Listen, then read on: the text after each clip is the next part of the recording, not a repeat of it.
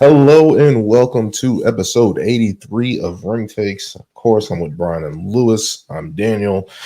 Entering into Crown Jewel week where things are kicking off, storylines are being more developed each week, and we're hitting it off. And we're also going to be getting into our tag team GOAT bracket round one. So that'll be an interesting debate there. Let's get right into it. Let's get into our first match. Why is that doing that? There we go.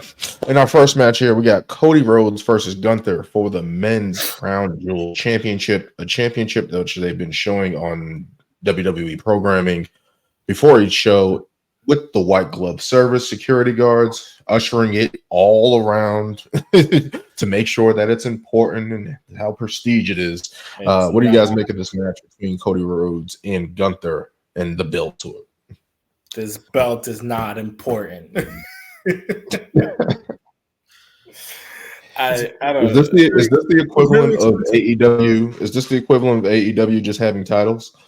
is that the equivalent of the Continental title? That's what I feel.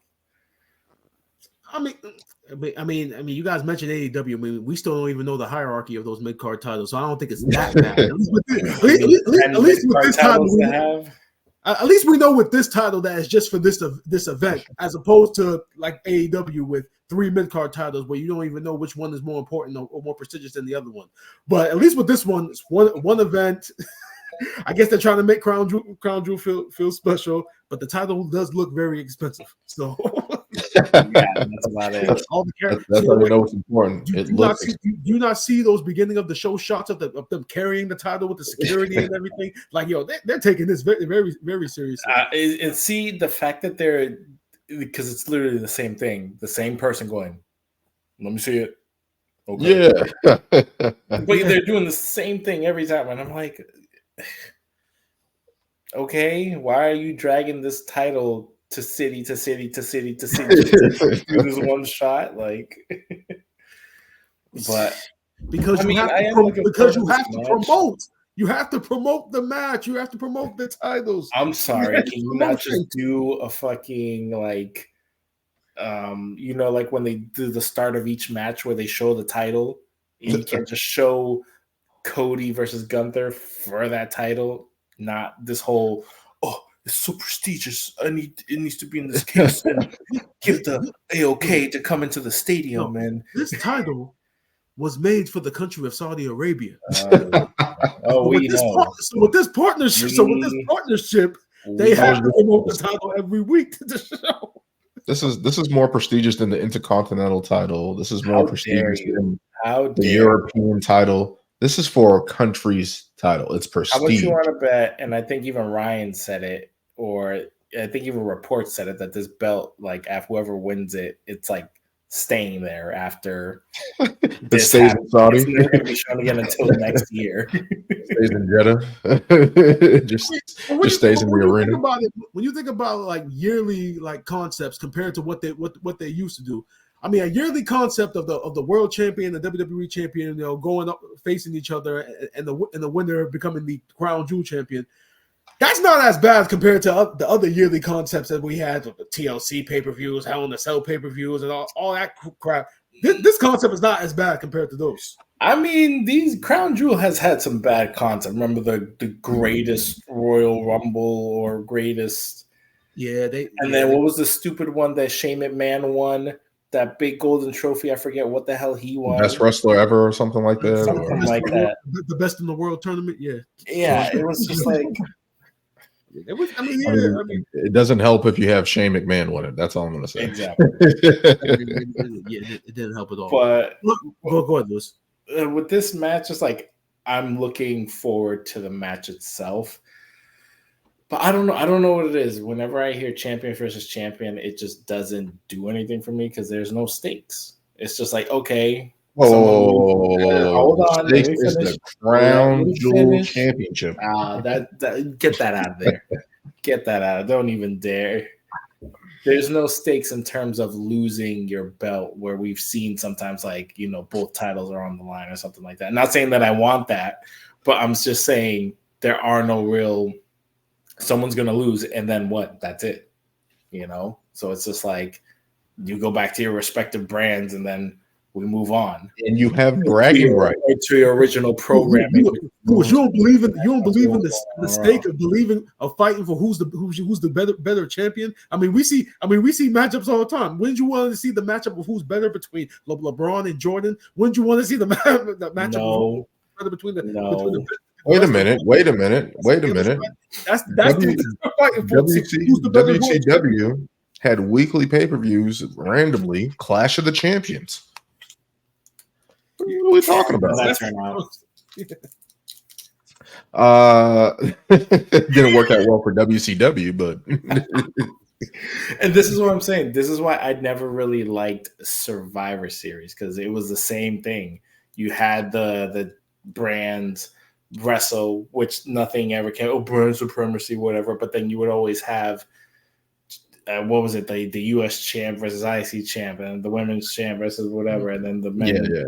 Yeah. And I was just like, this paper. I mean, we got some good matches out of it. We got some good matches. We got Daniel Bryan versus Brock Lesnar that one year.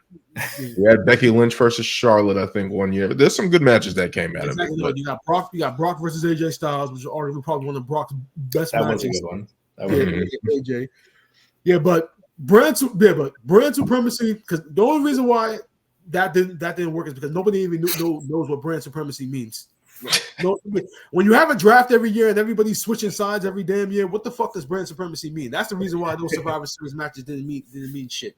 Hey, it mattered in SmackDown versus Raw. It mattered back in those video games. In the video games, everybody stayed on the same fucking side unless you manually changed them. And see, I feel like that would make, I don't know. Every time we do the draft, I don't get why there aren't like more trades happening or negotiations. Oh, you win, you go to Raw, or this and that. Like, I want to see more general manager negotiation tactics, whatever. Or I want to get Drew here, or I want to get Sammy here, or even if they on the draft day, somebody like they have a match or a tournament that you have immunity to go wherever you want to go. You pick where you want to go. Mm-hmm. Yeah, that one time where Brock was, he was like still a free agent. Still a free agent. Yeah, free agent. Go wherever the hell he wanted. I'm like, what? Mm-hmm. I mean, Omos has that title as well right now as well. So let's not forget about him and John Cena. So, 3 titans of the industry, are free agents. Just wanted to point that out. Yeah. Is Omos still a free agent? I don't think he's an agent of anything. He's not on TV. Why are we wasting valuable recording time talking about Omos? Because Daniel likes to bring him up whenever he can. Like, there's only iconic figure. There's only 3 free agents. That's all I'm saying. At this point, my guy, ask for your release and go to AEW and be with MVP again. That's the best thing you can do for yourself, Omos. No, we don't need that because they're gonna have you jumping off the top rope and have him off a ladder and all that stuff. We don't need that for him. We'll see what happens. But regardless of how we feel about the championship title, this is going to be a very good match, though. As far as Cody and Gunther go. I mean, the story that they've kind of told on Raw. I mean, it's pretty much been the same old, face to face. I love what Gunther said on SmackDown. He kind of made an interesting point that, like, Cody with these builds, you always bring up your family and your daughter, and you always do that, because if you don't, then your little story doesn't mean much, or it's over. Which in a way, when you kind of think about it, it kind of holds true. He is always mentioning, there's always been a family dynamic in a lot of these feuds since he's been champion. Mm-hmm. So I thought that was very, very interesting. But it's definitely going to be a very good match. Although I do have Gunther coming out on top, because I feel as though someone's gonna screw Cody. This definitely is not going to be Randy. It's either going to be Randy, it's going to be KO, one of the other. I mean, we'll get into I'll tell you who it's going to be. But it's going to be Gunther's going to come out on top because Omos. No, it's not Omos. It's going to be The Rock. It's going to be The Rock. The Rock is going to come out in costume. You know what? You know what it's going to be? It's going to be that, But it's just his music turns on, and that's it. You don't think The Rock is going to get on a plane and go to Saudi Arabia? Flying all the way to Saudi Arabia just to do. No. Hey! Who was it? Was it AJ Styles who went all the way to Australia to screw LA Knight? Yeah, plus, if that was the case, I think we would have heard. Wouldn't we have heard about that by now? Because aren't they already over there or flying over there right now? Or you don't think? I don't know how. So tonight is Tuesday as we're recording this. Mm-hmm. I could have sworn because they said Raw was in Hershey, Pennsylvania last night. Wasn't it in Hershey, Pennsylvania last week too? Yeah, they filmed. I believe they filmed SmackDown. They filmed SmackDown already, so I'm pretty sure they already got their guys over there. Okay, I'm pretty sure of it. Yes. So I know SmackDown more than likely, yes, but yeah, Rock was flying over there, and they flew over there on Monday. That one of them Saudi Arabia entertainment pages would have posted him already because they always do that. As soon as WWE gets there, one of their entertainment pages, records them coming off their flights. As much as they are invested in with The Rock, I'm pretty sure if this does happen, I'm pretty sure they covered it up. They had him in a private jet. They have him in a thing like to get there, or he flies there the day of. This changes. You might as well. But Gunther wins this match from interference by somebody, whether it's Rock, Randy, or KO. But you don't think Luger Kaiser is going to help him? We already went through that. I mean, maybe if he didn't already get involved already on Raw, but yeah. Mm-hmm. But yeah, I'm going to go Gunther as well. I just think Cody, there's a position here, especially to make this as a main event, as a big thing, to add The Rock to it and have him screw Cody Rhodes and continue that storyline of whatever they're trying to do with that storyline. Because, I mean, The Rock came out at Bad Blood and did the whole check, you're done, whatever that signified. So I'm pretty sure they're going to progress that storyline as well. So we'll see what happens with that. Who you got, Lewis, in this one? I got Gunther winning. Clean sweep for Gunther. Yeah. Add another feather, another prestige in his cap.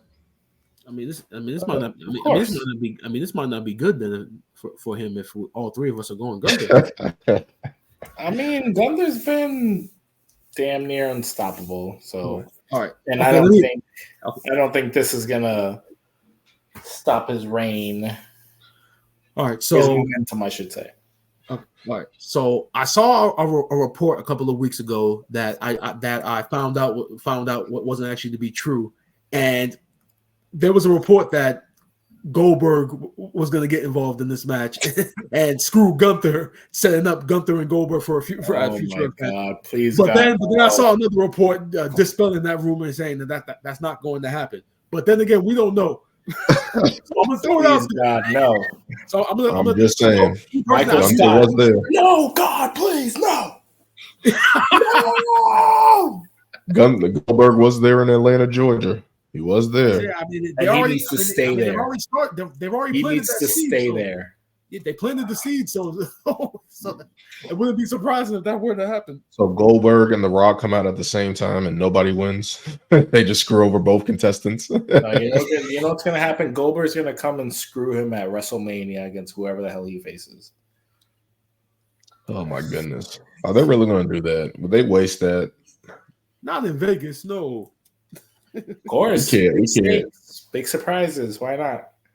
I'm just saying we can't have Goldberg interfering at WrestleMania. We can't do that. Why not? Why not? Because he's going to be in a match at WrestleMania. That's why. No, he's not. Don't put that bad juju out there, Dan. Come on. Nobody wants to see that. Yeah. But yeah, we're all three of us are going Gunther on that one. That's how you get Omar involved. Yeah, WrestleMania. Oh my goodness. Let's keep moving on. Let's move over to the women's side of things. We got Nia Jax versus Liv Morgan for the Women's Crown Jewel Championship. I don't even know what to make of this. It's been a cluster, many moving parts. Raquel Rodriguez is back. Tiffy Stratton with Nia Jax, that buddying relationship. Who you guys have winning this one? Because it just feels random and put together. I would have liked to have seen Rhea Ripley versus Nia Jax again, but So would I, man. Yeah, I'm sorry to interrupt you before you finish, but I just have to say this. It's like they're literally trying to tell like two stories at once for Liv. They're trying to tell the Liv and Raquel together against Rhea Ripley, while at the same time trying to tell the story of this match. And honestly, and on top of that, I'll add in the third story, the story between Nia and Tiffany Stratton. Now Candice LeRae is involved.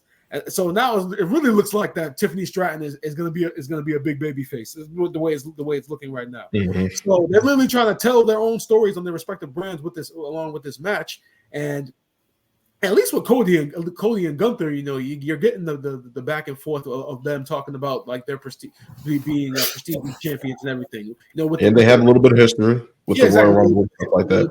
History, so not also mentioning how Gunther mentioned in Dusty Rhodes and all of that. With the women, you're not getting any of that at all. I mean, you're literally just getting the match, and it's just. And first of all, the matchup in of itself is not a good matchup at all with Nia Jax and Liv Morgan. Realistically, if this match went the right way, this match needs to be done inside 3 minutes. But they're not going to do it. It's going to be a bunch of outside interference. That's all it's going to be. Literally just a bunch of literally Raquel being that Kevin Nash to Liv Morgan's Shawn Michaels, pretty much. Yeah. Essentially, I got Nia Jax winning. I see a big. I don't know if everyone's there. This could be a giant swerve in terms of we could get a cash in. I don't think. At least the way the story's been going with Tiffany Stratton and Nia Jax, she's already kind of hinted in a kind of few unintentional, not really cashing in situation. So it's like you're gonna have both champions there. She could, whoever loses, let's say it's Liv that loses, she could easily cash in on her right there. But it increases her chances of cashing in if both the champions are in the same place at the same time. Most definitely. But I can definitely see that happening, a cash in on Liv Morgan, just because one, Rhea Ripley's going to get involved in some capacity. And probably take out Raquel. Oh yeah. You guys didn't watch NXT. Sorry. I know what you're talking about, Brian. I know what you're talking about. So yeah, I don't want to ruin it, but let's just say Rhea Ripley's not going to get involved. I don't think so. I mean, I know Dan doesn't care, but I already saw it on social media that they like took her out and she's all like bloodied up or something. Yeah. Who took her out? Apparently, Raquel and Liv took Rhea out. On NXT with baseball bats. With baseball bats. Okay, I didn't get that part. Yeah. I'm sorry to ruin it for you, but do you want? Yeah, but so essentially, Rhea is at NXT to see the new girl Zarya who's debuting, because they're both they're both Australian, so they already have history together with each other. So Rhea is there for that. I think they did a backstage segment where she's like. I think she had a backstage segment with Stephanie Vaquer and Julia. I don't remember it, but she had that backstage segment, and then they had a 10-woman tag scenario in the ring, and then they cut back to Rhea Ripley bloodied on the ground with Raquel and Liv walking away with baseball bats. So yeah. So as far as this match goes, I don't think Rhea Ripley's getting involved. So they went full blown Sting and Chris Jericho with the bats. HBK on the In Your House video game. Yeah. Take it back. Damn. Who am I going to go with this one? That changes my pick. Then I'm still going to go Nia. Going Nia Jax. I'll break it up. I'm going to go Liv Morgan, because now that Rhea Ripley's out of the equation, it isn't like the Australian that's coming. What's her name again, Brian? Sorry. Zarya. Zarya. Who took out Roxanne Perez and Cora Jade. And wait, is that spoiling? Sorry, my bad, Lewis. But whatchamacallit? Yeah, I don't see her going to Crown Jewel to get involved either. So that changes my pick. I'm going to go Liv Morgan. It adds another feather in her cap. Adds a little bit. I mean, yeah, I don't know. Just Liv isn't. She isn't doing it. It's just against Nia. It's just like Come on. Even if it was like a sneaky roll up, you really think Liv is getting a win over unless she gets taken out. But I mean, I guess Raquel could do some damage. And see, Raquel's presence is the only reason why this match is going to go past 10 minutes. If Raquel wasn't there, I would say this match needs to end inside 3 minutes. So we're not giving because Raquel is there. I'll give them the extra 7. Liv Morgan is the world women's champion. Can she get a little bit more respect? Just a little bit. That's all I'm asking for. Cross the women's world champion too. Oh. I mean, Daniel, let's talk about this title reign. I mean, it's literally been with one person. This whole title reign has been about one person, Rhea Ripley. They got Damage Control in tag teams. They have Asuka's hurt, Charlotte's hurt. Yeah, I wonder what they should do to get more stars. Maybe not put them all in tag teams. Hey, they need to start building that tag team. It's been built up and it's gone nowhere. I mean, you got your pick of the litter in NXT right now with a lot of women you could appreciate. Why not take some people from Pure Fusion Collective and make them single stars? It's gonna happen. It's gonna happen. On the bright side, that group hasn't really been featured since Raw went to 2 hours, so maybe this is a Hey, you guys are not going to keep crapping on the Pure Fusion Collective. We're going to be supportive of that group and hope they go on to better things. They were in that 1-8-woman tag, and we haven't seen them since. I said it from day one, and you guys proof on this podcast know I was right about that group. So you can't use that as an argument against us because Triple H was on a hot streak by that point. So anything it doesn't matter. So we looked at them and we thought, oh, he can fix them too. So we fucked up. All right, this is his first fuck up. It's not his first fuck up. It's the group's track record, and I knew Sonya wasn't going to do crap for them, and this is exactly where they've gone. Here comes Mr. Negativity. No, Mr. Reality. Mr. Here we go. But you guys are going Nia Jax, and I'm going Liv Morgan. Reality. Oh my goodness. That would add another feather in the cap for Nia Jax, right? She's been on a fantastic run. She's already queen in the ring. She already won there. She has experience there. I'm still gonna go Liv. I'll break it up. I'll go Liv. Let's get into our next match, which has been entertaining.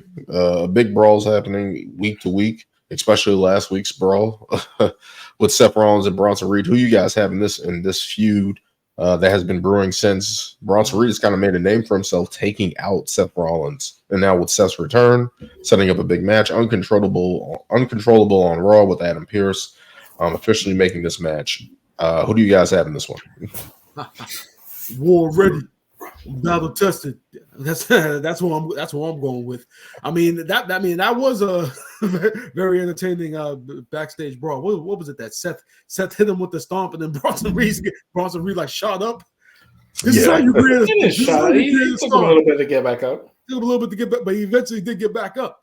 So Bronson Reed throwing the trash can at Seth Rollins was dope. I like that. That was dope. That was dope. And then the Death Valley driver through the tables, which to me kind of shows that they're kind of giving Seth a handicap in this going into the match, showing that like he's not 100%. So his ribs. So Bronson Reed's probably going to be more than likely not dominate him, but actually win the match in of itself. I've loved this build. I love the fact that Bronson Reed is going to be seen as a major player now.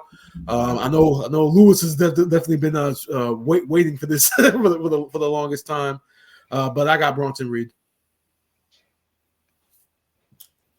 And all I gotta say is tsunami.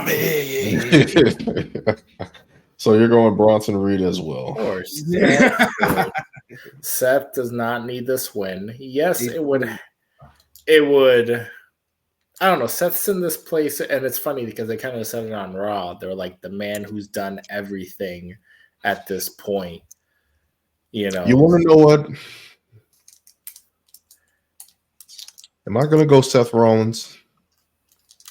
My history is because you always got to go against the grain for some reason. No. This is the reason why. Because I have picked against Seth Rollins for nearly a year last year. and he always won. Literally, every injury he had with his back, his ribs, his knee, whatever the case may be. Don't remind me of that Nakamura. No, Daniel. All those picks were your fault because you didn't realize that him being the first world heavyweight champion, he was going to win all those matches because you had to build the prestige of the title. So he had to win all those matches. So if anything, that was your fault. So don't do that now. Don't do that now. All right. I was trying to make a play there, but I'll go Bronson Reed. I'll keep it safe. Wow, you're not taking your chances like you usually do, Dan. Hey, I took the big chance in the other match, all right? But I got Bronson Reed. He's on a steamrolling roll. I'm pretty sure he's going to be a monster when it comes to Royal Rumble time. This adds to that. Would make sense for him to win. Damn. Yeah, I'm going Bronson Reed. I'm going to go with my gut and just go Bronson Reed. But this is tough because you need Seth Rollins to look strong when CM Punk comes back. Yeah. But that's another thing. And the thing is like he's the way he was talking about, like, I need to rebuild myself. I need to get back to that, you know. If he wins, wouldn't this like also set up for him versus Gunther type match or whatever, you know? So I got a question, Daniel. You said that Seth Rollins needs to stay strong for when CM Punk comes back. Mm-hmm. All right. So I'm only asking about that because I saw a report that that Gunther's next challenger is actually going to be CM Punk. So I don't think so. But I mean, I could see them doing Gunther versus CM Punk at Survivor Series. Yeah. A year after he came back, I mean, that would be the perfect spot to give him a world title match against Gunther. So, as far as Seth goes, and like Lewis said, he really doesn't need it. I mean, yeah, he doesn't. But if Seth Rollins loses, I mean, he's still Seth Rollins. I mean, you can still put him in a viable feud with CM Punk because wins or losses, that feud is already written because it's already so damn personal from all the history and the back and forth between them. So, see what Dan says, like it just. I think Bronson Reed should win, and that's what my pick is. But I can also see Seth Rollins winning this match just because it's him, and even when he doesn't need to win, he does win. And it's like, you want to know what? Bronson Reed winning at Crown Jewel doesn't hurt Seth Rollins. It's not one of the big four. He can take a win in Saudi Arabia. I'm gonna go with Bronson Reed. I'm gonna play it safe and go Bronson Reed. Let's keep moving on here into another feud that has come up. Randy Orton versus Kevin Owens. We saw on SmackDown Randy Orton calling out Triple H, and of course Triple H is in the back. And Triple H rolls out and basically said, "You got to be careful against Kevin Owens." Gives him the old speech that you're not that young buck anymore. The injuries has piled up. You're facing a dangerous man in Kevin Owens. What do you guys make of this matchup here with Randy Orton and Kevin Owens? See, this match is hard to pick because I've been like back and forth, and I've been thinking like, well, who really needs it more? And then you start thinking about how the story's been playing out, how it started with KO attacking Cody, and how they've been very like discreet about this about this storyline. You know, with the camera recording initially, cutting Kevin Owens' mic off when he tries to explain what's going on. So they've definitely been like keeping like. This is one of the feuds that have been kind of keeping close to the vest. So I actually think this is probably going to end in a no contest. Or literally they're going to be like brawling out. Like there's not. I don't think there's going to be a pinfall finish. I think this is just going to end. It's going to be just a big brawl where it's going to be a competitive match, but then they end up brawling out through the arena. Then KO does something like vicious to Randy Orton because of what the warning that Triple H gave him. And then it probably just ends that way. So I know we kind of have to. So I don't know how it's going to work out as far as do we have to pick one or the other, or can I go no contest? We're going to need you to make a pick, Brian. Yeah, you need me to make a pick. Yes. So this is a flashback. Hey, it wasn't announced that there was no disqualification, so that's how a person can win as well. So it wasn't announced as a no DQ. No, there's no stipulations to it. Nope, just a regular match, singles match. It's just a regular singles match. Yeah. So if I do have to pick one, it's probably gonna end up being Kevin Owens then. Really? Yeah. Because I don't see. Yeah, because since he's the one that's kind of, you've been the rebellious one. I mean, this all started with him attacking Cody. So, so in a way, obviously, him and Cody isn't done at all. So when you look at it, he can beat Randy Orton and then take that momentum into going after Cody, or it could end in a no contest, and then Randy Orton gets involved and they end up being a triple threat. But regardless, Kevin Owens needs a momentum because he's going back after Cody, but Cody's tied up with Gunther right now. So I think for that reason, Kevin Owens is probably the most realistic person to go with. So I have to disagree.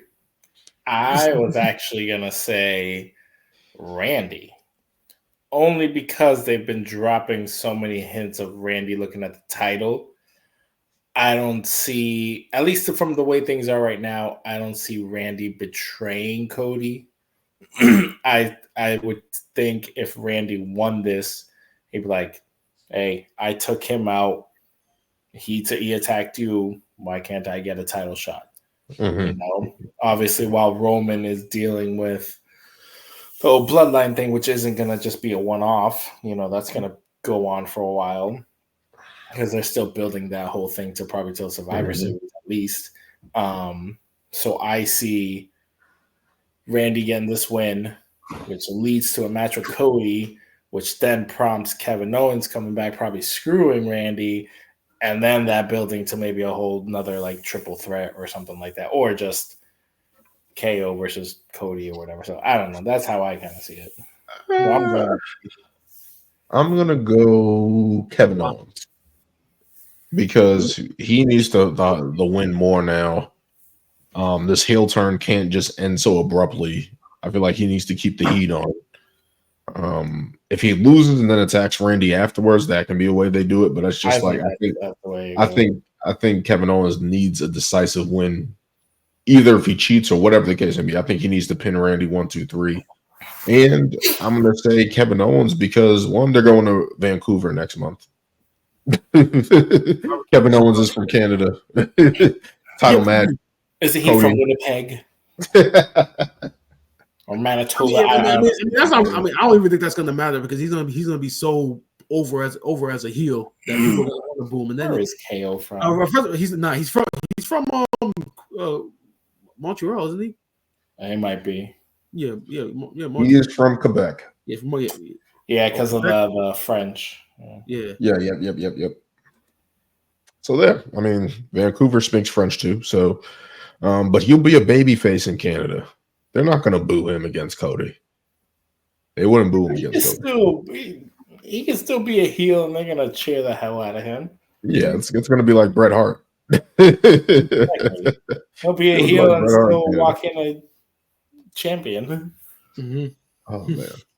But yeah, I'm still going to go Kevin Owens because I think he needs it. I feel like he's been lost in the shuffle on SmackDown. He's kind of been pushed to the side, and he needs a decisive win. Randy Orton can afford the loss. They can go into a feud or whatever the case may be into the Royal Rumble or whatever they decide to do. But yeah, I just feel like Kevin Owens needs it. I know I've been wrong on when saying somebody needs it. They need a win. I'm a bet on Kevin Owens on this one. Moving on. How dare you guys go against me? Let's keep moving on here to the United States Championship triple threat match with LA Knight, Andrade, and Carmelo Hayes. This picked up last week, especially with LA Knight being the special guest referee in the Best of 7 series with Andrade and Carmelo Hayes and basically screwing up that finish. I feel like this is good. They've been building up the mid-card, especially with Andrade and Carmelo Hayes, who have been having great matches. Who do you guys have in this one for the United States title? This match might steal the show because So I've watched. So we've all watched all 7 matches between Carmelo Hayes and Andrade. And when you talk about in ring work, people forget just how underrated Andrade is. Like when you think about like all those great matches he had. I always go back to the that match he had. I think it was an NXT Takeover Philly against Johnny Gargano. Probably one of the greatest NXT title matches I've ever seen. I mean, Andrade is always so smooth in the ring, and then Carmelo in of itself, with his high flying ability and such. I mean, Carmelo is going to be huge for them, and you can see now why they had him in the draft. Drafted within the first round as one of the picks from NXT. So that match in of itself is going to be a tremendous triple threat match. The chemistry that Andrade and Carmelo have built over these past couple of weeks has been tremendous. And then you add in the LA Knight, who's still over like Rover, as they would say. I mean, he did one of the heelish actions you can do, being the special guest referee of match 7, pretty much causing a DQ, and the fans were still chanting his name afterwards. So so he's super over for that in of itself. But I think because match 7 didn't get its proper conclusion, I just think that LA Knight more than likely is going to come out on top, and not only for that reason, but just because he's still as over as ever. So I'm going LA Knight. Yeah, I'm probably going to go the same, just because I don't see him losing the title yet, especially in the triple threat. I mean, either of these guys could use a title. Honestly, I think Carmelo Hayes could use a title more, just because he's new, upcoming. But obviously, Andrade's been putting in work, and he deserves it too. But I would love to see Andrade move up the ladder at some point, hopefully. Don't know if that will actually happen, but that's probably a long way out. I just don't see LA Knight losing the title in Saudi Arabia, especially just because he's just like Brian just said, he's still red hot. He's got the crowd behind him. Yeah, we've seen all these great matches between Andrade and Carmelo, but he's really hot. LA Knight's really hot right now, and you take the title off of him, what's he gonna do after this? So. Yeah, let's make it 3 for 3 here. I'm going to go with LA Knight as well. Makes sense for him to win. I feel like they're building up this mid card, which I've been waiting to see for a while now. I know we've had Logan Paul as the United States champion and actual defenses. Yeah, so we're actually getting some actual defenses, some actual matches, building up that mid card, and I feel like this is a good one. And I feel like these guys can keep going for a while. They're both good in the ring. Carmelo Hayes has been a nice addition to the roster. Andrade coming back has been special. LA Knight needs somebody to feud with. Why not feud with these two guys who are great in the ring, can put on some fantastic matches, very charismatic, both in their own ways. But I'm going to go LA Knight. I feel like this has been a good build, and I feel like they can continue building off of this. And LA Knight needs to keep racking up wins as a champion. So definitely going LA Knight. So we all go LA Knight on that one. Yep. Let's get into the Fatal 4-Way Tag Team match for the WWE Women's Tag Team Championship match. We got Jade Cargill and Bianca Belair as the champions versus Damage Control, Kairi Sane and Io Sky. We got the Metaphor, Lash Legend, and Jakara Jackson, who just got the call up, and Chelsea Green and Piper Niven inserted into this one. Who do you guys have in this one? Been building up, of course. Jakara Jackson and Lash Legend have been called up and been getting wins. Damage Control has been on a roll as well. So who do you guys have in this one? Luce, you want to go first on this one? Since you've had an opinion on the women's tag team division for a while now. You've been a Debbie Downer. I'll say it. You've been a Debbie Downer, Mr. Negative. I'm just saying the tag team that has been holding these titles should be single stars, and I think you guys know it. Anywho, I'm not going to say it. I'm with that. You're not with that? I feel like Jade. I feel like a championship title. You don't think like Jade this is should be dominating a division and working her way up? Let me say this: Bianca Belair has been in the women's main event a lot of times. She's been the champion. She's been walking into WrestleMania as the champion a lot of times, and for a long time. Raw's Women Championship division, like you just said, one feud.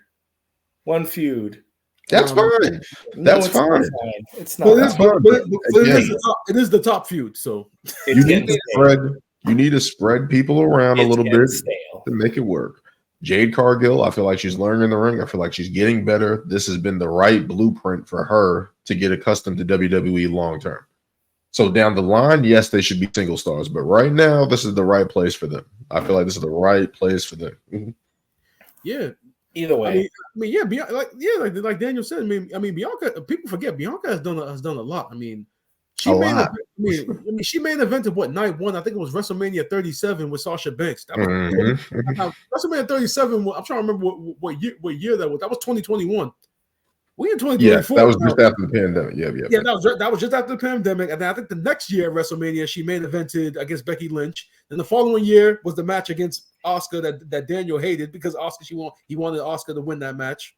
And then we got this. And then we got this past year. She was in the 6-woman tag. So she's had a lot of a lot of WrestleMania main events and WrestleMania title matches. So SummerSlam matches as well. Yeah, and SummerSlam matches as well. So it is a nice change of pace for her to be in this tag team, essentially guiding Jade Cargill along. So eventually, when they do separate, that feud is going to be something special. And honestly, because people like us are anticipating that the breakup is going to happen soon, they've even said themselves that like they kind of want to stay together longer because of it. Because everybody keeps anticipating, like, okay, when's the breakup coming? When's the breakup coming? Because everybody knows how good they'll be on their own. Everybody knows that they're stars. Like, I guess maybe if they would actually, I don't know. It's like weird because it's like in the men's you have tag teams, you have DIY, Street Profits, War Raiders. Why can we not give these like you literally have one team, Damage Control? Now, well, what you want is branding. You just want team names. Huh? Yeah, that's exactly what it sounds like. You want branding. You want team names. Because they have matching gear and they're in a tag team. That's all you need. Let me finish. So you guys are already jumping to attack me and not let me finish my thought. I'm just saying, Bianca and Jade was more like one of those, like when you get, who was it? KO and Randy, Matt Riddle and Randy. Like they just took two people and put them together, and boom, they just become champs. Whoa. Did it work? Hold on. Did it work?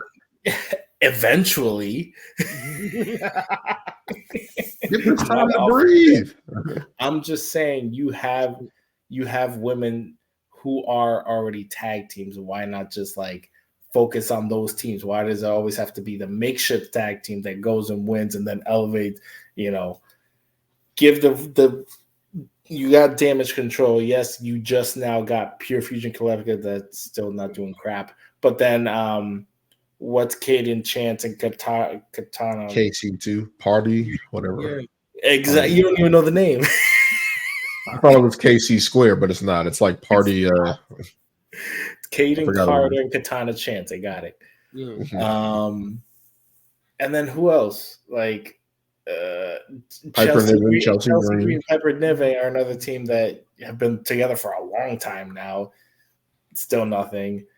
You got Unholy Union fight like recently. It's like I don't get why the females just don't get that same treatment. But either way, as far as picks for this match, only because we've seen all these new tag teams getting new titles recently.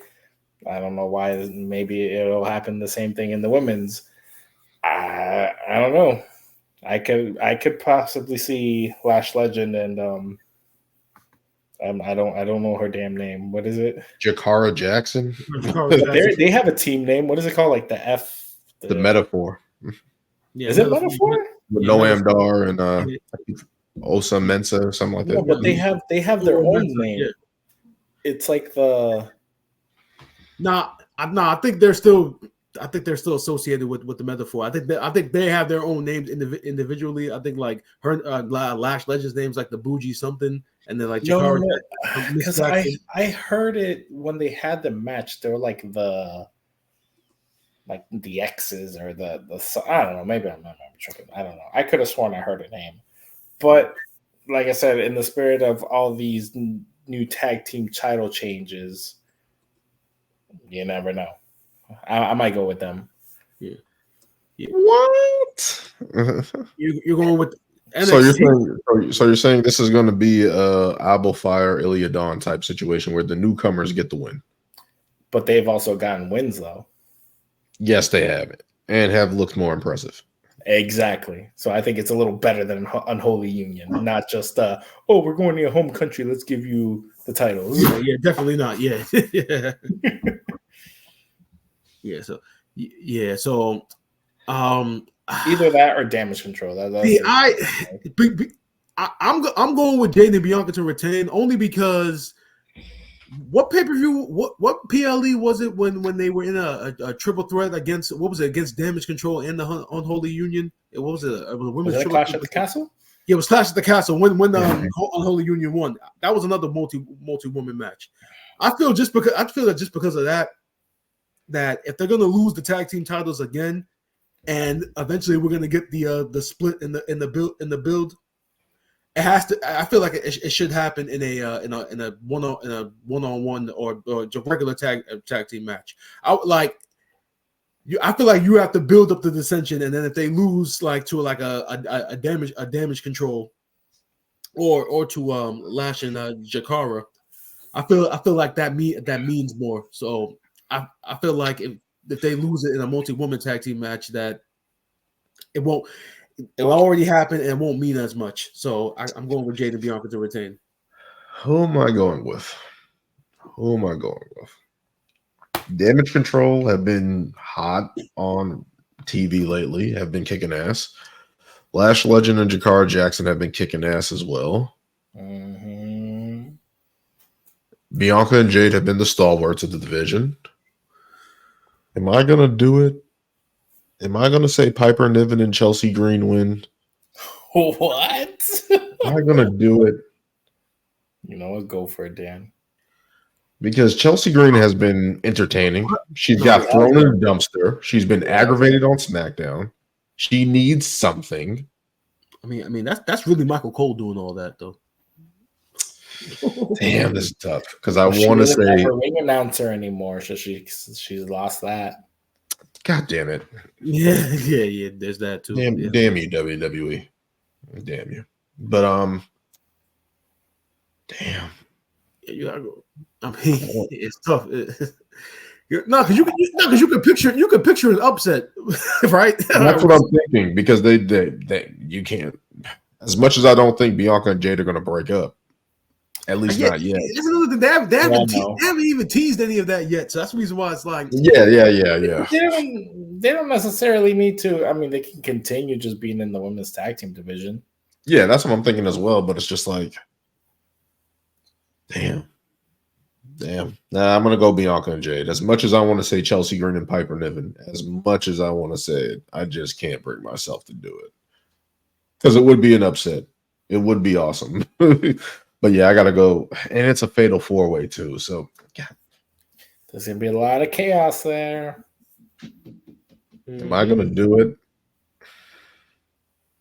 To hell with it. I'll go Chelsea Green and Piper Niven. I'll do it. I'll go down with a switcheroo. I'll go down with the ship. I'll go down. They need a moment. It's not like it's a big pay-per-view like Survivor Series or anything like that. And they need something. I feel like they need something. They can have the young guns go after them. Yeah, I'm gonna go Piper Niven and Chelsea Green. I'll go down with the ship if I'm wrong on that one. All right, let's get into the recently announced original bloodline. Jay and Jimmy Uso with the original tribal chief Roman Reigns versus the new bloodline Solo Sikoa and are they the Gorillas of Destiny? Did they say it's going to be? Let me see. Yeah, I don't think they named who the three were going to be. We just know Solo's going to be a part of it, I guess. Tama and Tongaloa or Jacob Fatu. But we'll see who it is. But who you guys have in this one with the original bloodline forming back up? Racing the new bloodline. Who do you guys have in this one? I have the new bloodline winning. What? Because if they win off rip, what what happens after that? They try to get the comeback. That's it. You already beat Solo and them. Like, I feel like that kind of just puts the story in a, like, what's the point of it continuing if they've already beat them, you know? All right. I don't know. It's a tough one. I get it. I get it. Roman's first match back. It's also Saudi Arabia. They probably want a huge pop, but I feel like you're gonna have the tribal chief lose. What? But you're gonna have them win off rip, off the first match. Didn't Solo just get pinned at the last PLE? Whoa. That was Cody. Well, that was Jimmy coming back and helping Roman. So Jimmy coming back. Yeah, Jimmy came back helping Roman. So yeah, but Solo did get pinned, right? So that literally was the last PLE. So I think because of that, it does make sense for the new bloodline to come out on top. Maybe this is where we finally get what's his name, Hukaleo. Just another member. Just another member. Now we get Sammy in the mix. Yeah, although if they do bring him in, I've seen photos of this guy and I've seen him in the ring. You don't think his presence is going to take away from Jacob Fatu, or is Jacob Fatu strong enough as a character on his own? I think he's still strong enough on his own. You guys think so? You don't think like the size of Hukaleo will take you away from Jacob? Take away from Jacob Fatu? It depends on his presence, but also if he's going to align himself with Roman, I don't think it takes anything away from Jacob. No. You mean if he aligns himself with Solo, right? Well, were you saying? I thought you were saying Hikaleo comes back to. Oh, you mean he? No, I mean he comes back and screws over Roman. Oh, yeah. Maybe. I mean that would be interesting. That could be like a Braun Strowman in the Wyatt 6 situation type thing.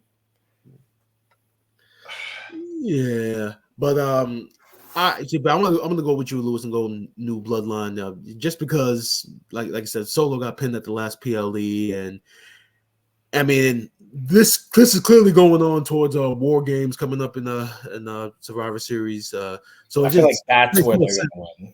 Yeah, exactly. I just feel as though that's when the new bloodline needs to kind of continue building steam, and then there's probably going to be a whole bunch of soap opera drama in the match. Or you might get The Rock getting involved in this somehow. So you got Rock, you possibly Hukaleo. You got a lot of possibilities, but I got the new bloodline. I feel like we're in the same situation that we were last year with this one. Who we're gonna pick? Am I really gonna go against the tribal chief? He just came back. He's gotten a win, but the new bloodline doesn't need a win. They need a new win to keep this, because as Brian always says, it's still 4-on-3. So to keep this going, I think the new bloodline wins. Yeah, Solo gets the pin. Plus, Daniel, in this instance, Roman can lose and not get pinned, and he'll be fine. Yeah. I think that's probably gonna be. But it's probably gonna be Jimmy's probably gonna be the one to take the pin. Can't be Jay. Jacob takes out Roman. Yeah, Jimmy's probably gonna take the pin anyway. Yeah. So I'm gonna go with the new bloodline. I'll go with the new bloodline. I don't want to, but I'll go with the new bloodline. Yep. So with the first match here with the men's Crown Jewel Championship, we all have Gunther winning that one. In the women's matchup for the title, women's Crown Jewel Championship, I have Liv Morgan. You guys have Nia Jax. We all have Bronson Reed against Seth Rollins. We also have me and Brian picking Kevin Owens over Randy Orton. Lewis is picking Randy Orton. He's picking Lash Legend and Jakara Jackson to become the new women's tag team champions, which I'm baffled at. Brian's going Bianca and Jade, and I'm going with the wild card, Chelsea Green and Piper Niven. And we all have the new bloodline winning out in Saudi Arabia. So those are our picks for Crown Jewel. But let's get into more pressing matters here. We started our GOAT tag team bracket, which I will introduce right now on the screen there. And basically, we organized it by title reigns. Who's the first seed will be the Dudley Boys. Hardy Boys are the second seed. The New Day are the fourth seed. The Usos are the New Day are the third seed. The Usos are the fourth seed. The Hart Foundation got the tough matchup in round one here against the Dudley Boys with only 2 title reigns. We got the New Age Outlaws against the Hardys. We got Edge and Christian against the New Day, and we have the Road Warriors, the all-timers there. 80s legends versus the Usos, which is going to be an entertaining matchup. But let's get into our first round here, which is going to be crazy. We have the Dudley Boys versus the Hart Foundation. Let me go over the tail of the tape. This is a tough one because all the people that I've been talking to have been talking about the Hart Foundation. They were voted in as our last team over Harlem Heat, which I'm still upset about, but we will move on from that. Got this thing here, which is blinding me a little bit. So let me go over this. This is a tough matchup for the Hart Foundation, as the Dudley Boys are 23-time tag team champions in multiple promotions. A part of the inaugural TLC match. Can't forget about that with those guys. Masters of the Table match, real life blood brothers. I put that in as a tidbit. Tag team champions of the world by Pro Wrestling Insider 2001-2009, and tag team of the decade 2009 there as well. But on the Hart Foundation, 2-time tag team champions, combined 483 days as tag team champions. Brothers-in-law, I thought that was cool. Embraced wearing black and pink. I thought that was cool as well. Mm-hmm. Foundational tag team of the 80s into the 90s. Who do you guys have in this one? 2 legendary tag teams in their own right. But who do you guys have in this one? Well, this one wasn't as difficult to pick as the other ones for me, because obviously, I pretty much grew up around the Dudley Boys when they initially came to the the WWE, WWF at the time. I can always remember when they were going through their phase, and they be in the beginning during the Attitude Era, when they were power bombing, when Bubba Ray was power bombing Mae Young through tables. I remember that, and he always had that that look on his face. So I grew up around that, but but before then, I didn't even realize how. How many championship titles that they won, being from being through ECW, WCW, all these promotions. Every promotion they went to, they won tag team gold. The 23 times. That's a number that doesn't lie. And and I know that I kind of don't want to spoil NXT, but even now, they're still so famous for what they've done, innovating hardcore wrestling, that at this show next week at the old ECW arena, it looks like that Bubba Ray is going to be in the main event in a tag team match. So and for something like that to still happen, for him to still be as relevant as he is right now, is because of how impactful the Dudley Boys were as a tag team. Even when you talk about Devon, what how eccentric he was with the whole testify, and doing everything like that. So looking at these awards and such, I mean the Dudley Boys are not just title reign wise. They are the most decorated tag team in history. The Hart Foundation, I really didn't grow. They were an 80s tag team. Obviously, it's before my time. I did see a lot of documentaries, covering them. They definitely did have they definitely were unique for their time. Obviously Daniel mentioned them wearing the pink and black, which will end up being a trademark for Bret Hart in the later years. As far as the one thing that the Hart Foundation did. I think it was a vehicle for what we would get from Bret Hart moving forward in the future. So this was the starting point to me for Bret the Hitman Hart. I mean, when we did our GOAT bracket, we had Bret in our top 16. WWE they do a list. A lot of other lists they have Bret in the top 5 or the top 6. And for me, the Hart Foundation was essentially like the starting point of what we would get for the Hitman Bret Hart when I look at them. So because of that, the for me, I would have to go with the Dudley Boys moving on, because just for the fact that when I think of the Hart Foundation, I only think about what it set up for Bret Hart. I don't really think too much about Jim the Anvil Neidhart, and even though he did have a very important part of being in the Hart Foundation, I'm still gonna go with the Dudley Boys, just based upon just based upon being the most decorated tag team, and just based upon them being one of the innovators of hardcore. So I'm going with the Dudley Boys. Yeah, my pick's gonna be the same.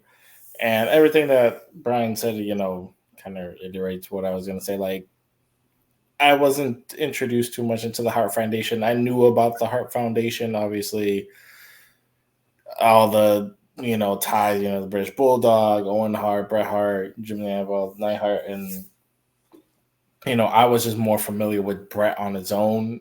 It was later on that I realized that they were a tag team and that they were, successful and everything, had that long run. But I grew up with the Dudleys. I grew up with Edge and Christian. Hardy was that whole feud, that whole era. Mm-hmm. It was just, those were the top teams that, innovated wrestling, extreme wrestling, all the things that we have now that are still synonymous with wrestling this day, with tables, ladders, chairs, all that, and I didn't watch everything that the Dudleys did outside of WWE, as far as, seeing their early stuff in ECW, or seeing some of the stuff they did in TNA, or even in other promotions. But their track record speaks for themselves. And even in this photo, look at all the titles that they've held. It's like, there's no way you can deny that this team isn't great and synonymous with what tag team wrestling is. So, yeah, for me, it's definitely going to be the Dudleys. I'm going to make it a clean sweep here. I'm going to go with the Dudley Boys, simply for the fact that what they've done in terms of hardcore wrestling and taking that tag team element, putting it into the WWE, the mainstream, been able to take that blueprint from WWE, go on to TNA, where they had tremendous success there as well. As a tandem, and Devon, and I was remembering the ladder matches, he's scared of heights and stuff like that, and Bubba Ray, his moves and stuff like that, and they were just more charismatic.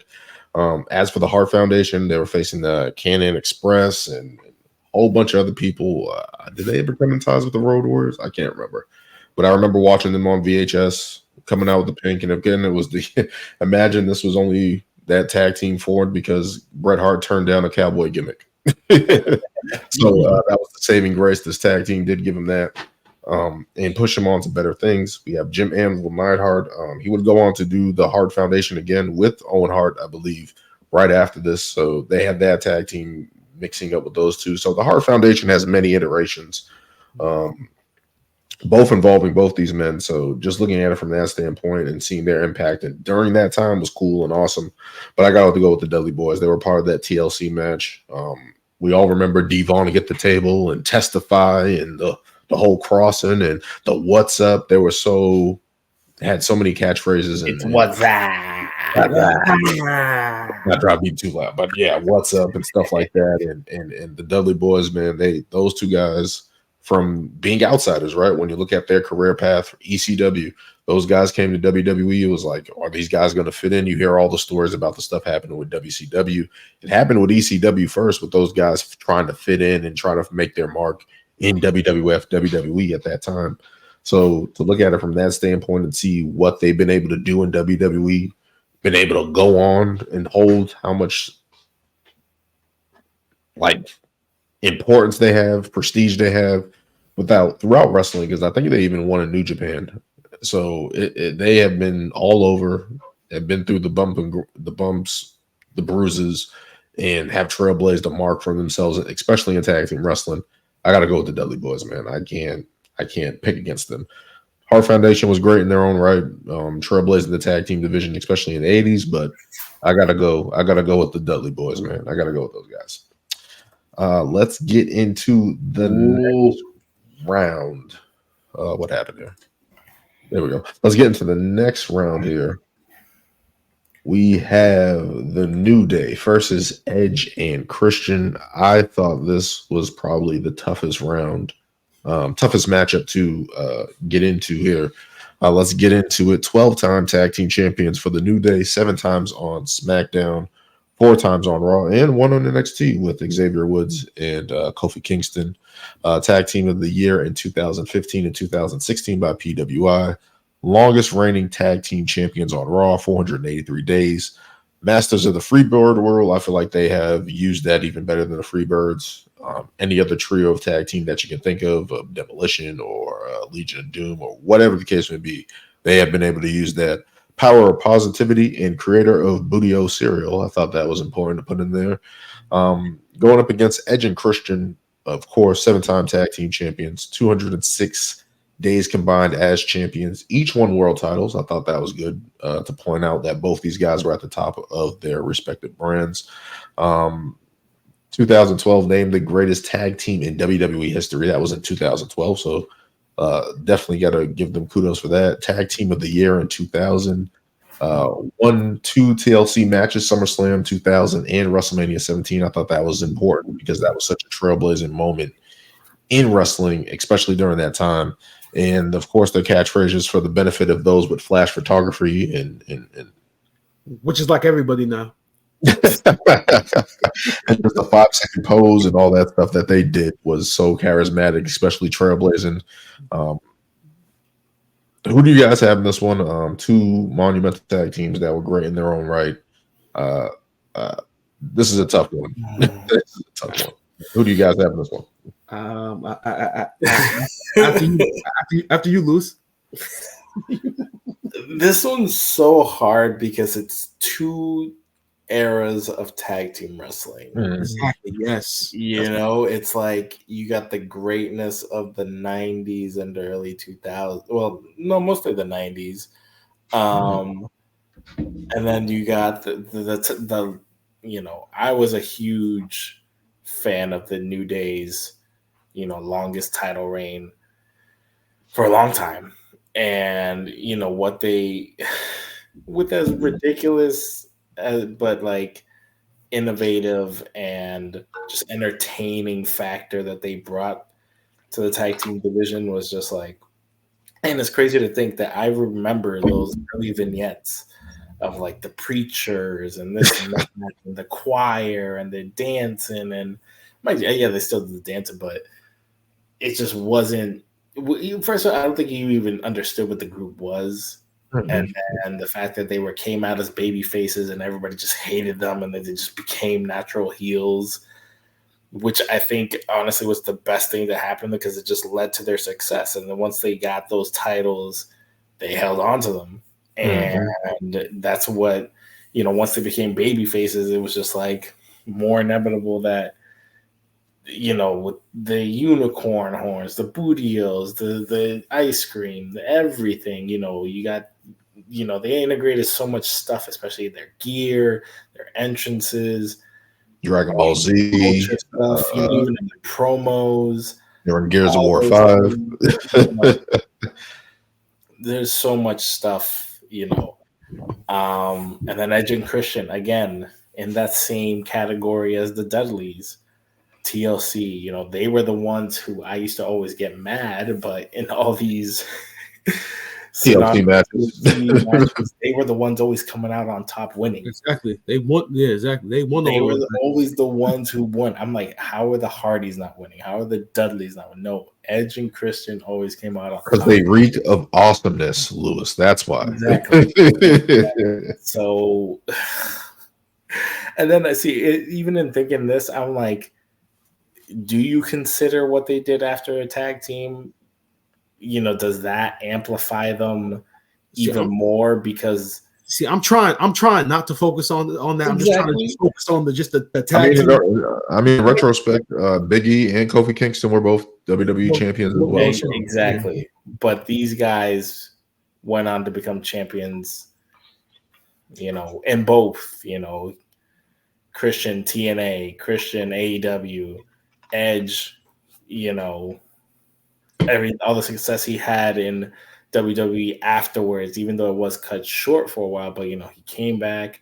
Now he's in AEW, still winning championships. It's like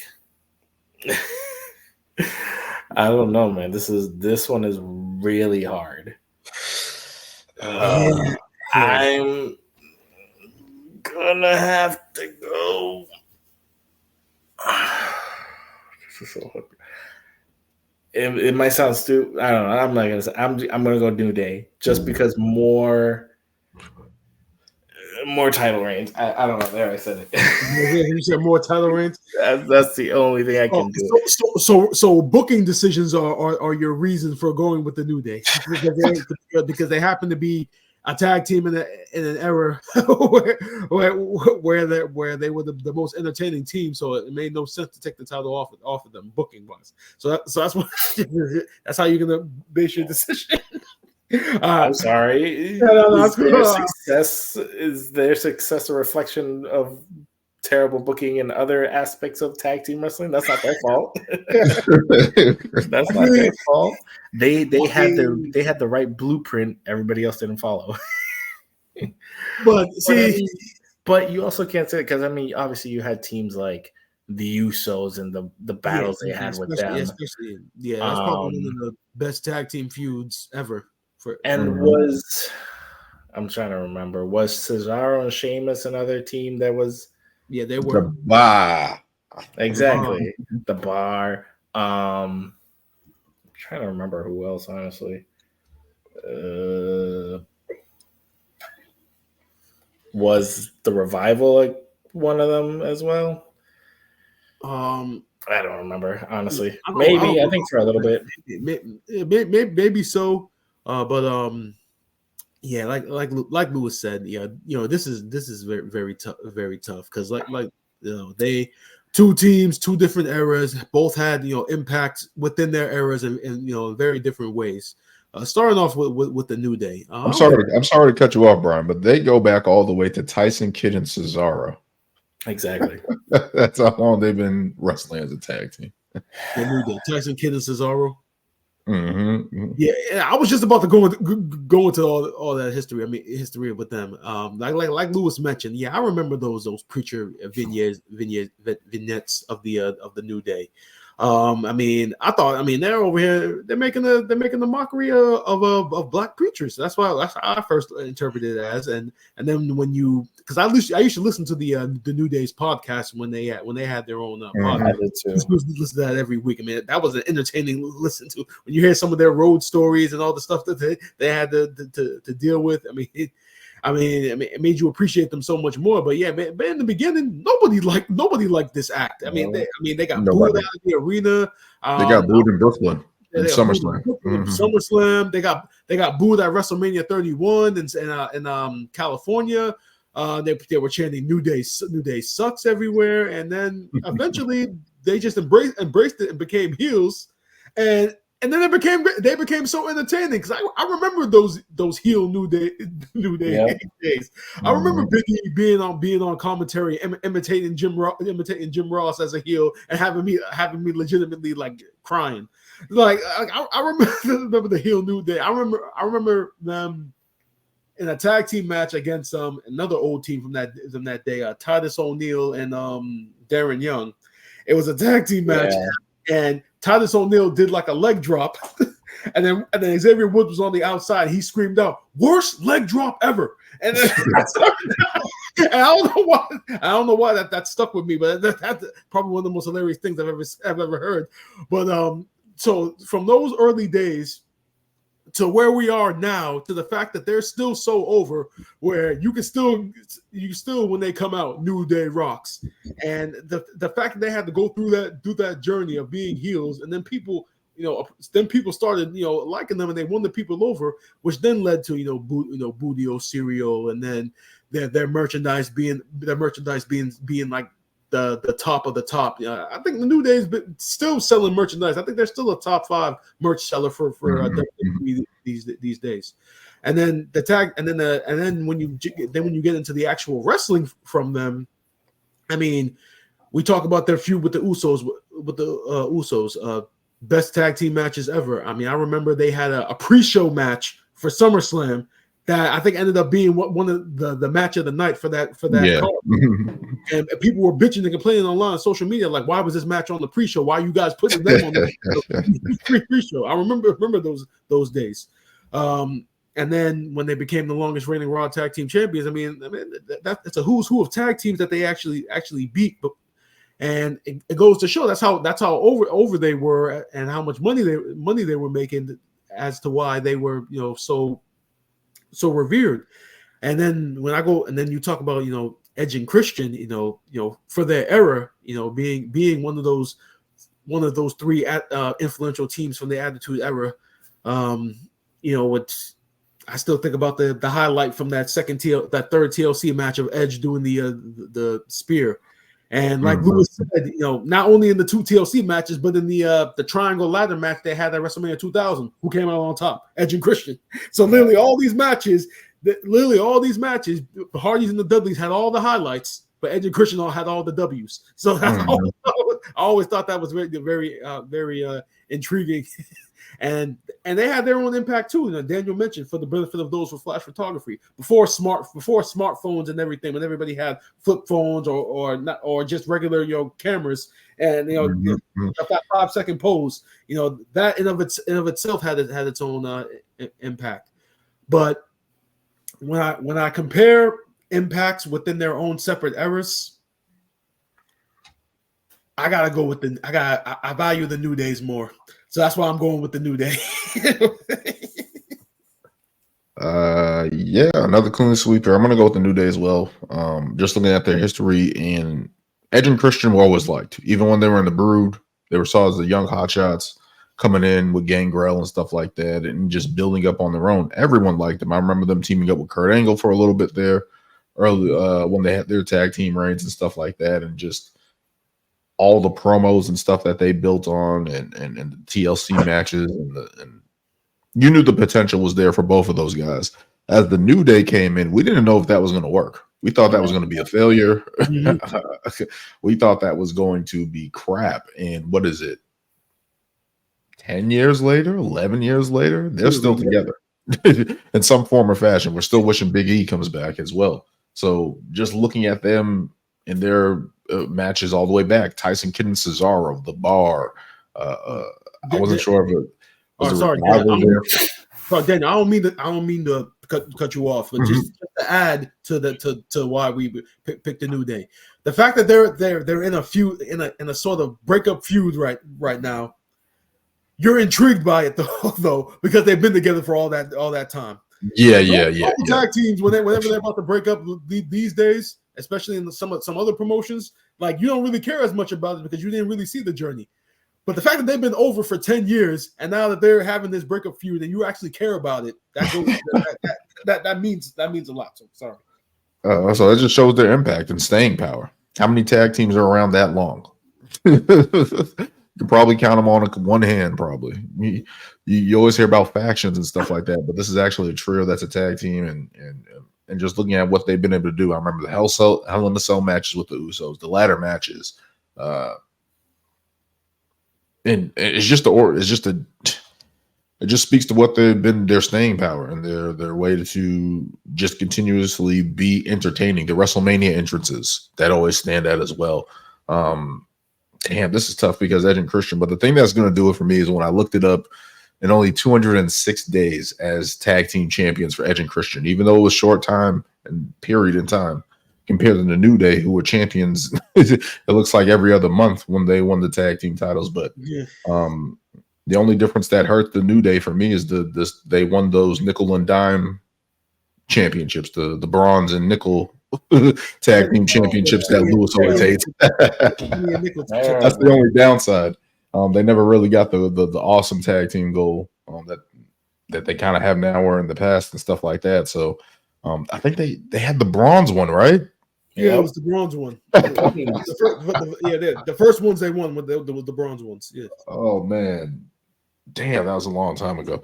Yeah. But looking at the New Day and just looking at their staying power, I got to go with the New Day on that one, man. I just respect the hell out of those guys and what they've been able to do to overcome that initial booking and this might not work, and it worked. And it was a success, a long success for the New Day. So I'm going to with the New Day for that one. Let's continue moving on to the other side of the bracket. The Hardy Boys versus the New Age Outlaws. This is kind of a changing of era, right? Because Matt and Jeff were in the WWF, I believe, in the mid-90s as enhancement talent, as young guys coming in. Road Dogg and Billy Gunn. Billy Gunn was in the, what was that tag team? Why can't I think? Was it him and Matumbo, whatever? No, him and Bart Gunn. Bart Gunn, the Smoking Guns, yeah. Smoking Guns, yeah. They were on the Smoking Guns in the mid-90s. So to see that, Jesse James is kind of the roadie with Jeff Jarrett back in the day. So all these guys were kind of in the same era, but kind of in different eras a little bit as the New Age Outlaws became together in 1998. Let me just go over the tail of the tape real quick. The Hardy Boys are 12-time tag team champions across multiple promotions. Tag team of the year in the year 2000. Again, a part of the inaugural TLC match, Team Extreme. Each won world titles. I felt like that added a little bit to there. Question, Daniel. 12-time tag team champions. Is that updated as of this past weekend? No, 13. My bad. They just became the ROH. No, the TNA tag team champion. TNA tag team champion. So that'll be 13 times. Sorry, still that'll be updated. But let's go with the New Age Outlaws over here. 6-time tag team champions of the year in 1998. They were the young guns coming in, screwing over Cactus Jack and Chainsaw Charlie, the Legion of Doom. Basically getting out the old timers, being the new part of D-Generation X, members of D-Generation X. During the Attitude Era, had the third highest merchandise sales, just behind Stone Cold and The Rock. When I saw that, I was like, that's crazy. You're thinking The Undertaker, you're thinking Kane, you're thinking Mick Foley, Triple H, you think of all these other guys, but the New Age Outlaws were behind Stone Cold Steve Austin and The Rock. That's crazy. But who do you guys have in this matchup? Okay. So just to get into the New Age Outlaws real quick. So see with them, it was they had such a cultural impact. They're obviously their catchphrases. The fact that we can all repeat their whole entrance spiel to this day. A lot of fans can. I mean, you didn't know? Yeah. Somebody. I mean that in of itself during that era. I mean they're one of the pillars of the Attitude Era within the D-Generation X. So that in of itself definitely is tremendous. As far as their in-ring stuff, I mean their catchphrases and their cultural impact was so strong that you barely remembered like a lot of their like in-ring stuff. I mean, you remember the like Daniel mentioned the dumpster match with Cactus Jack and Chainsaw Charlie. WrestleMania 14. Yep. You remember that. You remember. I mean, trying to think of some tag team matches that they had off the top of my head. But like I said, I mean, their cultural impact was so strong that you didn't really think too much of their in-ring stuff. But they still did have some success. It's kind of the reason why Billy Gunn is still so over to this day over in AEW. Why that whole daddy ass gimmick is because of how strong he was in the New Age Outlaws. Because Road Dogg was the voice. He was the one that gave them credibility. I mean Billy Gunn, he wasn't as great on the mic, but he made up for it, with some of his moves in the ring. The famous are being such a move that a lot of guys used it to this day. Like Dolph Ziggler, one of the best drop kicks in the business. Yes, definitely, and that's another thing. According to Jim Ross. Yeah, definitely. So love the New Age Outlaws. Love the New Age Outlaws. Love their impact from a cultural standpoint. But the Hardy Boys, they have both a cultural impact and an innovative impact in wrestling in general. As far as obviously the innovators of the ladder match, innovators of ladders in wrestling in general. I mean, the reason why you see a lot of these teams, like the Young Bucks, even the Lucha Brothers, maybe to some extent, a lot of these high flying teams, their style is innovated from the Hardy Boys. Private Party being another team that's in AEW who literally was with Matt Hardy when he was in AEW. Like a lot of these teams, that style that you see in AEW is pretty much what's from the Hardy Boys, and we could talk about all of their moments in the WWE. Being a legendary tag team. Definitely do think they're going to be in the WWE Hall of Fame soon. I mean, definitely Triple H needs to make that happen. But I gotta go with the Hardy Boys because I think their innovation in tag team wrestling was obviously greater than the impact that the New Age Outlaws has from a cultural standpoint. So I'm going with the Hardys. Yeah, I'm probably gonna have to go to the same. Hardy Boys for me were like the coolest freaking tag team. Yes, obviously everything that the New Age Outlaws with the catchphrase and just the crowd control, and honestly, I don't really remember too much of their matches like that. I'm gonna have to admit that, but Hardy's obviously again one of the staples. Team Extreme, and they were a team that for the longest time I think people weren't sure, or I think wondered if they would become like single stars. And when like Jeff finally became one, it was like kind of that like feel good moment, of him winning a title. But beyond that, still an amazing tag team, great look, always pushing the boundaries. So many highlights, especially of Jeff just like jumping off of anything, any type of ladder, no matter how high it was. And the Swanton Bomb is just like the coolest thing ever. And even to this day, we still got memes of people saying like, oh, people from millennials, once you climb that ladder, what's the first thing you hear? I'm ready. So for me, it's gonna be the Hardys. Yes, New Age Outlaws, still a great tag team, great presence, another reason why we love the Attitude Era. They were a huge part of that. A huge part of D-Generation X was just a huge cultural impact in wrestling. But for me personally and what they did for tag team wrestling, I'm going to have to go with the Hardy Boys. This sucks because I was in my house as a kid. Oh, you didn't know? My brother would say, your ass better call somebody. And we would yell it. We would do the whole intro. I loved badass Billy Gunn. I loved the Road Dogg Jesse James.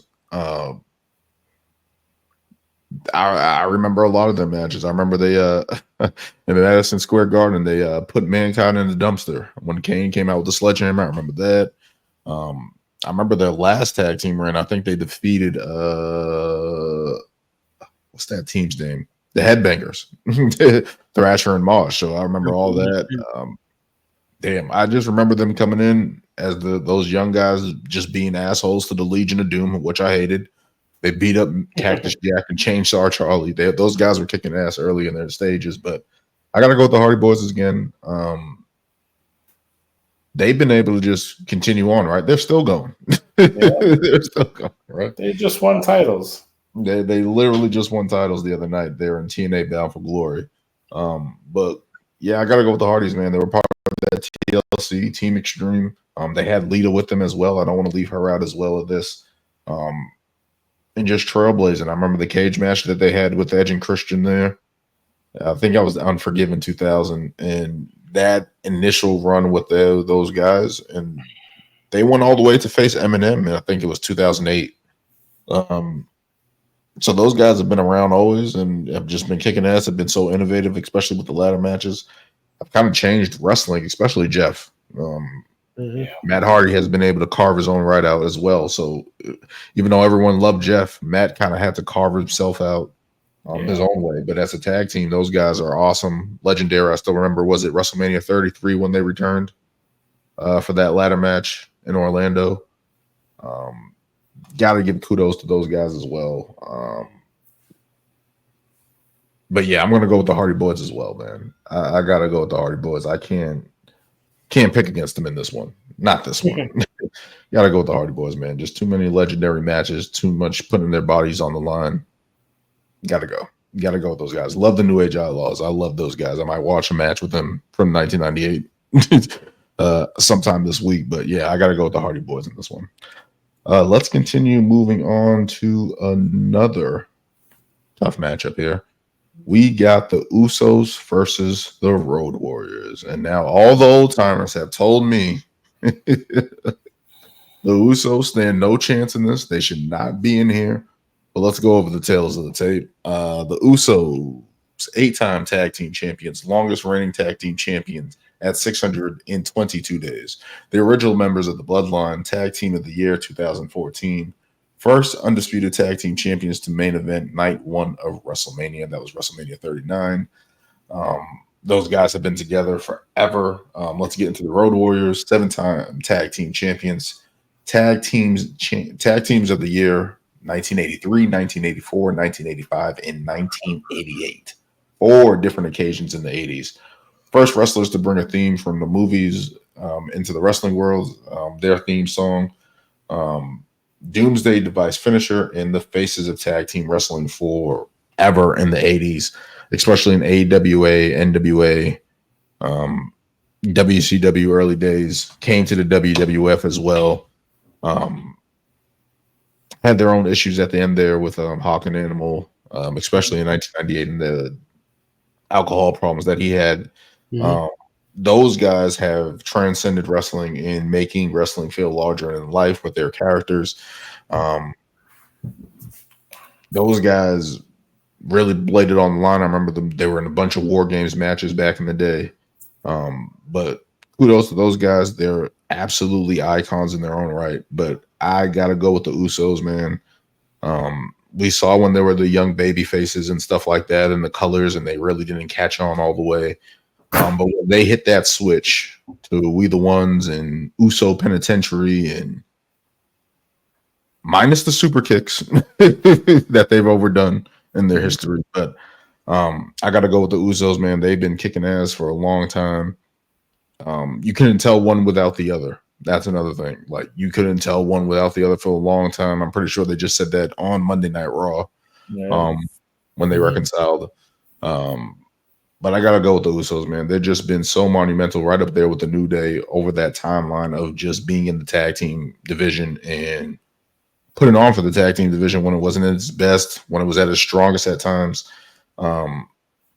We all remember that WrestleMania main event when it felt like, okay, this tag team deserved to be in the main event of night 1 at WrestleMania. Like, it was like, okay, this is fitting for those guys to be in that match, and to build that as a main event match at any pay-per-view, let alone WrestleMania, was awesome. So I got to go with the Usos on that one.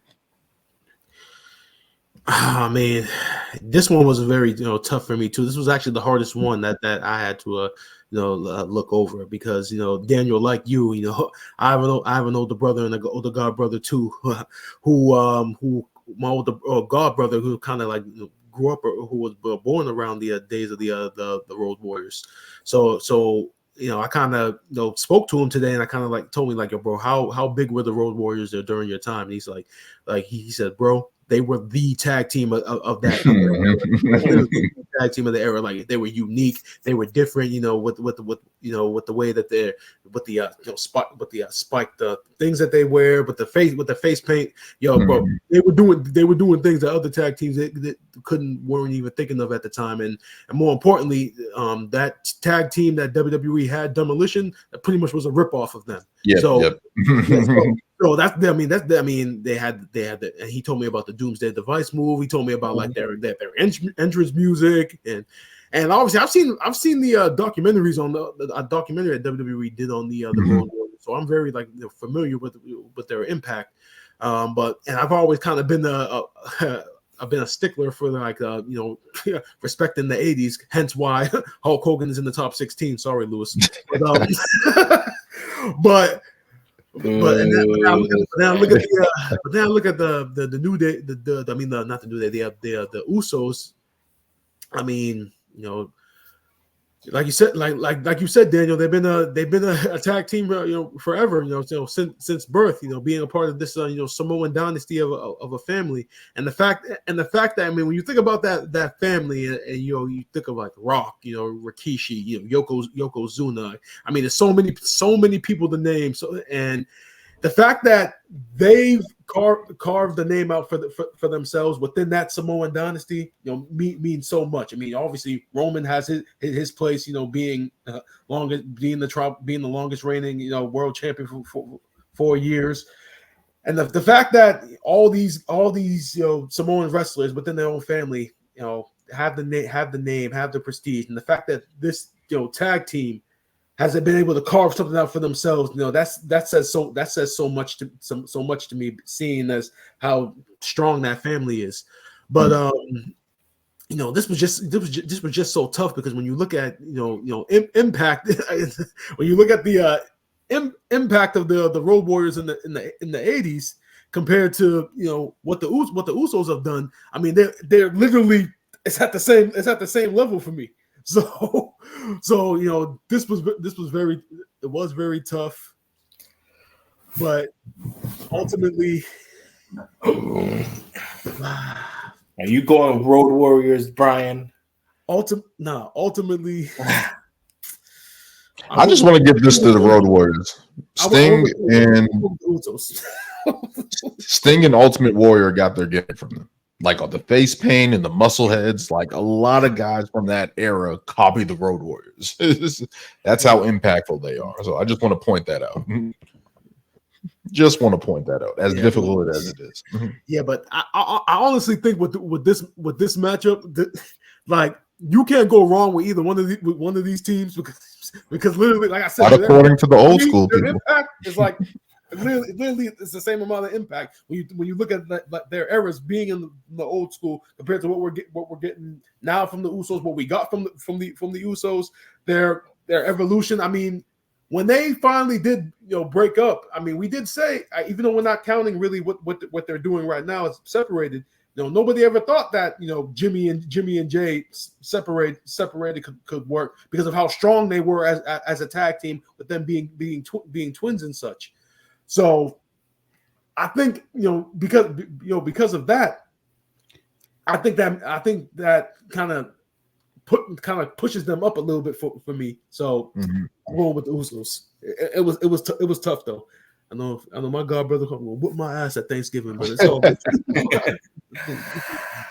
Yeah, I know a lot of people. If you ask that older generation, obviously they would go the Road Warriors just for impact, and probably if they were looking at this, they'd probably go size and like just presence and everything and what they brought.